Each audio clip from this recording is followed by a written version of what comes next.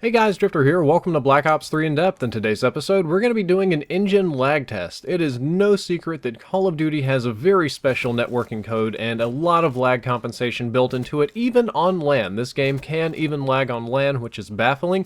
Every year, the amount of delay varies from quite a lot to just a little bit, so I decided to go ahead and put it to the test early this year and see exactly how much built-in engine lag there is in Black Ops 3. Now, to be clear, this is in every single Call of Duty game and in just about every single game ever, but Call of Duty's had a tendency to make it worse. Without any further ado, let's skip to the test. I decided to do the standard peeking around corners test, and I'm going to go frame by frame until you can see some body show up on the other side. I tried to be very exact with this and stop the second you see even a little bit of body, because that is going to be the best way to measure the delay. And using that method, the average that I got, which you're going to see is 0.67 milliseconds plus or minus 1 frame, is identical for the exact amount of delay that it requires for a shot to register. Of note, the shot registers on your end as a hit marker and on their body at the exact same time, which is a very positive thing.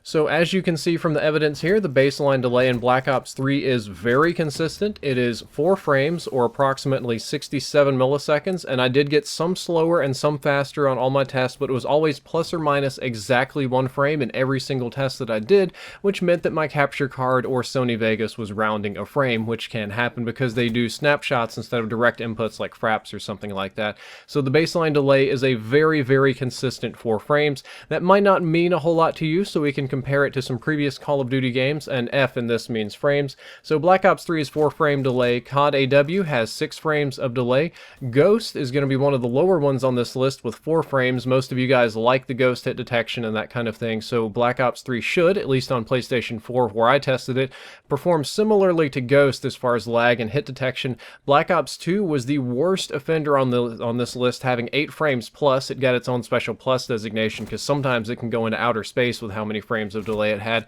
MW2 had significantly less at 3 significant, it's like 25% at that point. It's huge when you drop a frame. Halo 3 had more than you would think, and of course Counter-Strike 1.6, being the uber awesome PC game it is, had the least of all of these, but it is a little bit and it does give you some perspective. Overall, this appears to be a good thing. Black Ops 3 appears to have a lower baseline delay than previous Call of Duty games, going back maybe to MW3, MW2, that kind of stuff. Those might have had lower delays, but this is going to be the lowest baseline delay that we have had in several years, and I think that's a good thing. I will add a caveat to it. I tested this on LAN. I have not tried it online. Online conditions can vary, and the more lag you add to this, it compiles on top of the baseline delay and can make it annoying, but I just thought that this was interesting and something you should know about. Guys, if you enjoyed this video, don't forget to like, favorite, and subscribe. You can check out the previous episode, which is on wall run spots on Infection, and the next episode is going to be all the wall run spots on the map Breach, which is quite complex, and I think it'll be fun. Drifter out.